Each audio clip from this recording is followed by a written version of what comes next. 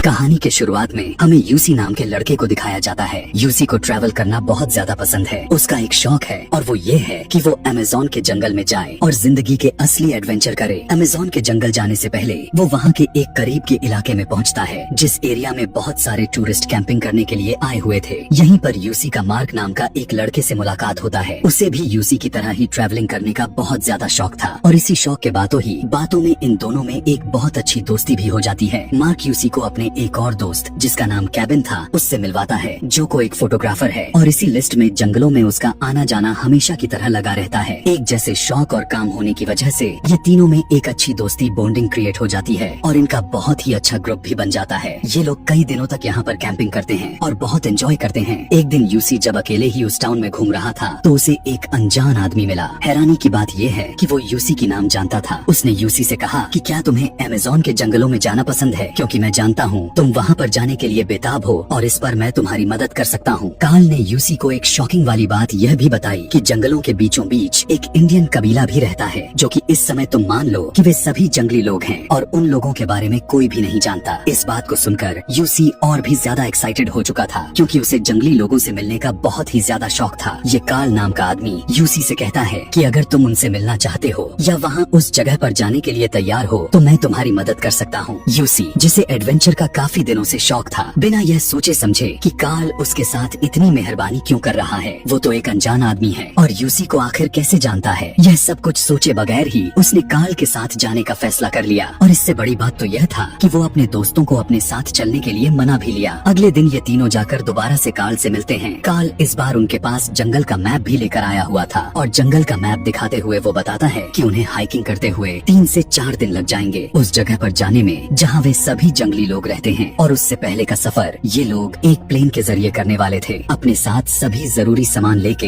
ये लोग अपने जर्नी पर निकल पड़ते हैं। सुबह का वक्त दिखाया जाता है जब ये सभी प्लेन के जरिए ये लोग जंगल के करीब पहुंच गए। पूरा दिन इन्होंने जंगल में पैदल ही सफर किया और फिर रात होने पर कैंप लगाकर सो गए। आधी रात जब गुजरी तो इन सब की आंख किसी की जोरदार चिल्लाने की आवाज से खुली। पता चला कि ये तो आवाज मार्क की थी, जिसके सर पर किसी कीड़े ने काट रखा था। खैर, ये कीड़ा जहरीला तो नहीं था, इसीलिए बिना कोई परेशानी के ये सभी के सभी सुबह होते ही दोबारा से अपना सफर शुरू कर लिया। पूरा दिन ये लोग अपना सफर तो जारी रखते हैं, लेकिन जब शाम होती है तो बारिश होना शुरू हो जाती है। बारिश में भीग जाने के बावजूद भी वे सभी अपना सफर शुरू रखा था, क्योंकि अगर ये रुक जाते तो शायद बीमार पड़ जाते। चलते चलते फाइनली अब ये लोग एक ऐसी जगह पर पहुंच गए थे जहां पर कुछ लोगों का बसेरा बना हुआ था, यानी यहाँ पर कुछ लोग रहते थे। लेकिन ये तो जंगली लोग नहीं थे, बल्कि ये तो इंसान थे। देखने में ये एक गाँव की तरह लग रहा था। सभी लोगों ने इनका बहुत अच्छी तरह से स्वागत की, इन्हें खाने पीने का इंतजाम किया और आराम करने की जगह भी दी। और ये सभी लोग आपस में काफी अच्छी तरह से घुल मिल गए, क्योंकि ये लोग कार्ल को पहले से ही जानते थे। यूसी और उसके साथी को पता चला कि कार्ल यहाँ पर आता रहता है। खैर, अगले दिन ये सभी उस कबीले से बाहर निकल आते हैं और अपना सफर शुरू कर देते हैं। रास्ते में कार्ल ने इनके सामने आज एक बंदर का शिकार कर लिया था। यहाँ से किसी भी चीज का शिकार करना इल्लीगल था। ये लोग थोड़ा डर गए, लेकिन कार्ल बंदर को मारकर हंसने लगा और वहाँ से आगे बढ़ गया। और ना चाहते हुए भी ये लोग उसके पीछे पीछे चलते रहे और रात होने पर इन्होंने दोबारा से कैंप लगा लिया। अगली सुबह इन दोनों को दोबारा से सफर शुरू करना था। सफर के दौरान इस बार मार्क से चला नहीं जा रहा था। उसके पैर में दर्द होने लग गया था और उसे चलने में काफी परेशानी हो गई। इसीलिए जब कार्ल ने उसके जूते उतार कर देखा तो मार्क के पैर पूरी तरह से जख्मी हो चुके थे और इन्हें ठीक होने में लगभग 4 दिन लगने वाले थे। कार्ल उन्हें बताता है कि हमें 4 दिन तक यहीं कहीं कैंप लगा कर रहना चाहिए, लेकिन यूसी और उसका एक दूसरा साथी वो दोनों बहुत ज्यादा एक्साइटेड थे जंगली लोगों को देखने के लिए। यूसी का दूसरा दोस्त जो कि फोटोग्राफर था, उसे अपनी जर्नल में इंसानी एडवेंचर के बारे में लिखना था। वो किसी भी हाल में रुकने को तैयार नहीं था, इसीलिए ये लोग एक नया रास्ते को ढूंढते हैं। यूसी इन्हें बताता है कि हम एक बोट बनाते हैं और पानी के रास्ते से होता हुआ अपना सफर शुरू कर देते हैं। कार्ल ऐसा नहीं चाहता था, क्योंकि नदी का रास्ता बहुत ज्यादा खराब था। वो बताता है कि यहाँ नदी का बहाव बहुत ज्यादा तेज है, लेकिन जब केविन और यूसी अपनी मनमानी करने पर उतर गए तो इन दोनों को भी मानना पड़ गया, जिसके बाद इन सभी ने मिलकर एक बोट को बना ही लिया। ये लोग अपना सारा सामान उस बोट पर लाद देते हैं और अपना सफर उसी नदी के रास्ते से शुरू कर देते हैं। इस समय इनका कैप्टन कार्ल था, क्योंकि कार्ल ही वो इंसान था जो इस जंगल के बारे में जानता था। थोड़ी समय तो इसका सफर सही चलता रहा, लेकिन थोड़ी ही देर के बाद नदी की तेज लहरों लहरों ने उनका नाव का बैलेंस खराब करना शुरू कर दिया। इस समय कार्ल कह रहा था कि हमें इस बोट को किसी किनारे पर लगा देना चाहिए, लेकिन केबिन गुस्से में कह रहा था कि उन्हें पानी के बहाव के साथ ही आगे बढ़ना चाहिए। शायद वो यहाँ के खतरों के बारे में नहीं जानता था। इस सब में कार्ल और उसके बीच में लड़ाई भी हो जाती है, जिसे बहुत ही मुश्किल से उन्हें यूसी रोकता है। और यूसी अब कार्ल की बातों को मानते हुए बोट को किनारे तक लेकर जाता है। इन लोगों ने अब यहाँ पर एक दूसरा कैंप लगा लिया था। कैंप लगाने के बाद कार्ल ने फैसला किया कि वो लोग पूरी रात इस कैंप में रहेंगे और अगली सुबह अपना सफर शुरू करेंगे। लेकिन उसका पानी के जरिए जाना उसका कोई इरादा नहीं लग रहा था। उसने फैसला कर लिया कि अब वो पैदल ही सफर करेगा। लेकिन यूसी और केबिन उसके इस फैसले के खिलाफ थे। उन्हें अब चलने में मुश्किल हो रही थी। उनका बस यही लग रहा था कि उन्हें पानी के जरिए ही आगे बढ़ना चाहिए। ये लोग अब मार्क से पूछते हैं, क्योंकि उसके पैर काफी हद तक ठीक हो चुके थे। इसीलिए मार्क उनके साथ पैदल चलने के लिए कहता है, क्योंकि वो जानता था कि कार्ल को सरवाइव करना आता है और वो इसमें उसकी भी मदद कर सकता है। ऐसे में ये लोग 2 ग्रुप्स में डिवाइड हो गए। कार्ल ने अब इन लोगों को मैप दिखाते हुए कहा कि 3 दिन बाद ये लोग इस जंगल के एक खास पॉइंट पर मिलेंगे। अगले 3 दिन तक कार्ल और मार्क पैदल सफर करने वाले थे, जबकि यूसी और केबिन बोट के जरिए आगे बढ़ने वाले थे। खैर, ये सब आग की तरफ बढ़ चलते हैं। पहले तो नदी का सफर बिल्कुल नॉर्मल था, लेकिन फिर वही हुआ जो नहीं होना चाहिए था। लहरें इतनी तेज थीं कि इन्हें अपनी बोट को संभाल पाना काफी मुश्किल हो गया था। बोट पानी के बहाव के साथ इन्हें बहा ले गई, लेकिन किस्मत अच्छी थी कि इनके आगे उसी नदी में एक बहुत बड़े चट्टान से टकरा गए और आगे बढ़ने से बचा लिया। और अब ये अपने बोट के साथ लटके हुए थे। सही समय पर ये अगर फैसला नहीं किए तो अब इनकी जान भी जा सकती है। यूसी बहुत ज्यादा घबराया हुआ था। वो कोई फैसला नहीं कर पा रहा था। तब केबिन उससे कहता है कि मैं पानी में जंप करके तैरते हुए वहाँ किनारे तक जाने की कोशिश करता हूँ। किनारे तक जाने के बाद मैं वहाँ से रस्सी फेंकूंगा, तुम उसके जरिए मेरे पास आ जाना। लेकिन यूसी इसके लिए तैयार नहीं था। तब केबिन ने उसे हौसला दिया और बहुत ही हिम्मत करके उसने नदी में जंप कर दी। और वो काफी मेहनत करने के बाद वो आखिरकार नदी के किनारे तक पहुँच ही गया। इससे पहले कि वो यूसी की तरफ कोई रस्सी फेंक कर उसे बचा पाता, पानी का बहाव उल्टी डायरेक्शन में बहने लग जाती है, जिसकी वजह से बोट के साथ यूसी भी पानी में गिर जाता है और पानी यूसी को यहाँ से बहा ले जाती है। केबिन को अपनी आंखों पर यकीन ही नहीं हो पा रहा था कि उसके साथ तो ऐसा नहीं होना था। वो 1 सेकंड पहले ही अपने दोस्त को बचाने ही वाला था, लेकिन अब शायद उसे यूसी कभी भी नहीं दिखने वाला था। उसने जोर से चिल्लाकर यूसी को बुलाया, लेकिन अब कुछ नहीं हो सकता था। फिर केबिन ने अब आगे बढ़ना शुरू कर दिया, जबकि उसके कुछ ही देर बाद हम देख पाते हैं कि यूसी भी पानी के बहाव के साथ तैरते हुए किनारे तक आ ही गया था। उसे समझ नहीं आ रही थी कि क्या करे। उसने नदी की तरफ देखा तो उसका बैग भी बहकर आ रहा था। उसने अपना बैग पकड़ा और उसके अंदर से बाइबल निकाली और उसे पढ़ना शुरू कर दिया। उस बैग में कार्ल की कुछ गोलियां निकाली। ये सर्वाइवल मेडिसिन थी, इससे ताकत मिलती है। यूसी उसमें से एक को निकाल कर खा लेता है और अब अकेले ही जंगल में अपने दोस्त से मिलने की उम्मीद में सफर शुरू कर देता है। काफी टाइम तक जंगल में भटकने के बाद जब उसे यहाँ से बाहर निकलने की कोई रास्ता नजर नहीं आया तो उसने कार्ल का दिया हुआ मैप निकाला।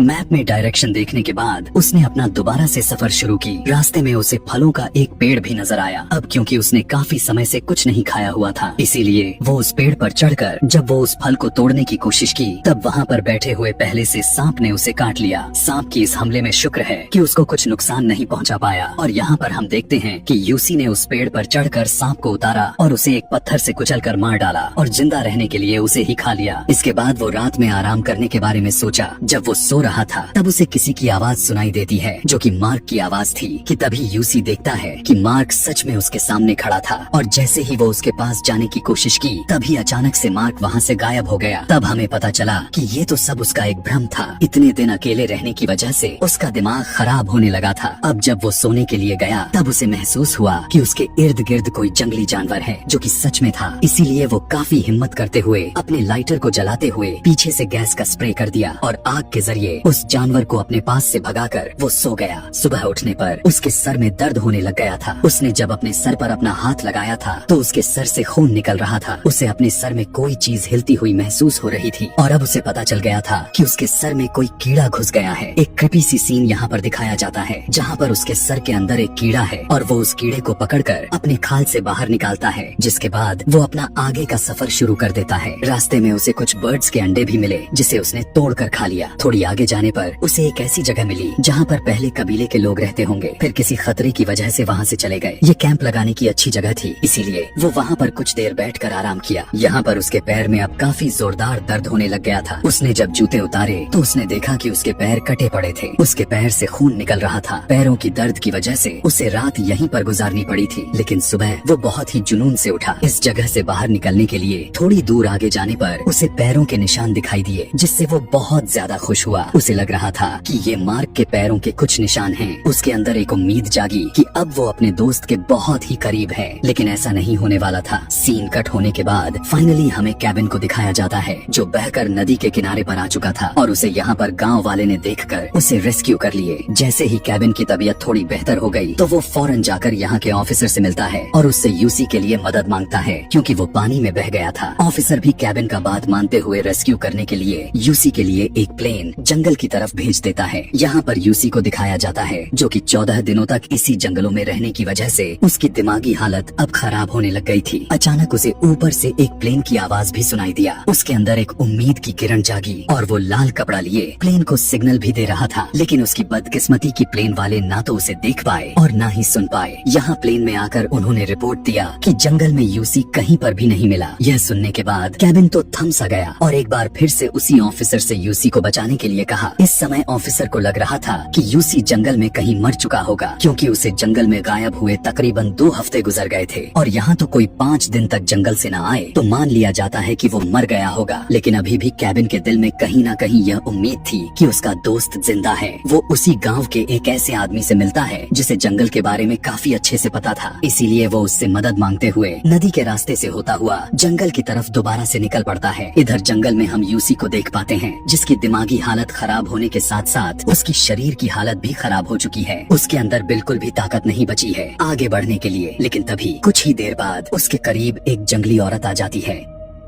जिसे देखकर वो डर जाता है और वो जंगली औरत भी डर गई थी। लेकिन यहाँ पर किसी के साथ रहने के लिए यूसी के लिए बहुत जरूरी थी। उसने उस जंगली लड़की को समझाने लगा कि तुम्हें कुछ नहीं होगा, तुम मेरे पास आओ, मेरे साथ रहो। किसी तरह उसे मनाने के बाद वो यहाँ पर उस जंगली लड़की को अपने साथ सुला लेता है और जब कुछ समय गुजर जाने के बाद यूसी की आंख खुली तो उसे पता चला कि वो लड़की उसके पास थी ही नहीं, जिससे हमें यहाँ पर रिवील हुआ कि असल में वो लड़की यहाँ पर आई ही नहीं थी। ये सब उसका एक इल्यूजन था। इसके बाद वो अपने दिमाग के ऊपर दोबारा से कंट्रोल पाता है और एक ऐसे पेड़ के पास जाता है जिसके ऊपर बहुत सारी चींटियां थी और वो अपने कपड़े को उतारकर उस पेड़ को पकड़ लेता है ताकि सारी चींटियां उसके ऊपर चढ़ जाए और उसे काटे, जिससे उसे कुछ हिम्मत मिले। और उसके ऐसी सोच के साथ ठीक ऐसा ही हुआ और सारी चींटियां उसके ऊपर चढ़कर जब उसे काटने लगी तो वो भागते हुए चींटियों को अपने शरीर से उतारने के लिए नदी तक पहुँच गया। फाइनली वो उससे छुटकारा पा गया, जिसके बाद वो यहाँ नदी के किनारे पर एक वाई लिखकर अपने नाम का साइन बनाता है ताकि जब भी कैबिन उसे ढूंढते हुए यहाँ पर पहुँचे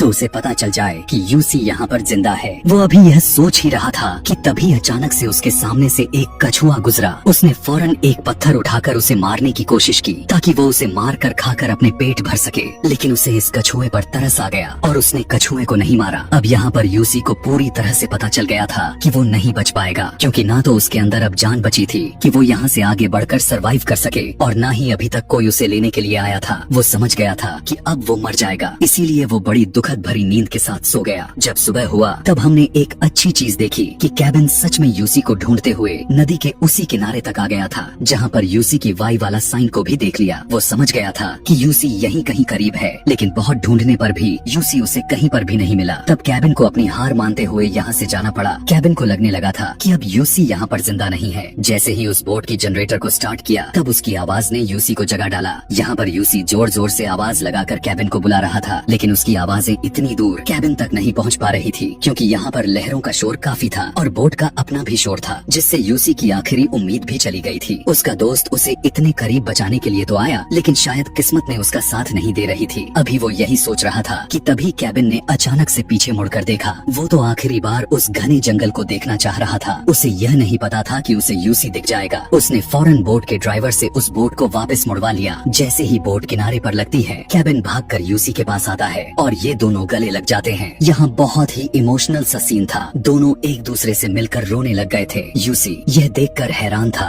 कि वो अभी तक जिंदा है। वो यहाँ पर गॉड का शुक्रिया करता है और फिर यूसी को लेकर वो अपने गाँव चला जाता है। गाँव के सभी लोग यूसी को देखकर हैरान थे कि इस अमेज़न के जंगलों में कोई 2 हफ्ते से ज्यादा सरवाइव कर सकता था तो वो यूसी ही था। सभी लोग उसके बच कर आने का शुक्र अदा करते हैं। जिसके बाद हमें कहानी के इस आखिरी में कार्ल और मार्क के बारे में बताया जाता है। कार्ल एक क्रिमिनल था और उसने अपने किसी क्रिमिनल के इरादे से यूसी, केविन और मार्क को लाया हुआ था। केविन और यूसी की किस्मत अच्छी थी कि उन्होंने अपना रास्ता बदल लिया, लेकिन मार्क जो कि कार्ल के साथ गया था, उन दोनों का आज तक कोई सुराग नहीं मिला। इस कहानी के लास्ट में हमें पता चलता है कि ये मूवी रियल इंसिडेंट यानी सच्ची घटना पर आधारित है। जो इस जानकारी को लोगों तक पहुंचाने के लिए इस मूवी को बनाया गया है और इसी मूवी के जरिए यूसी की हौसले को बढ़ाया गया था।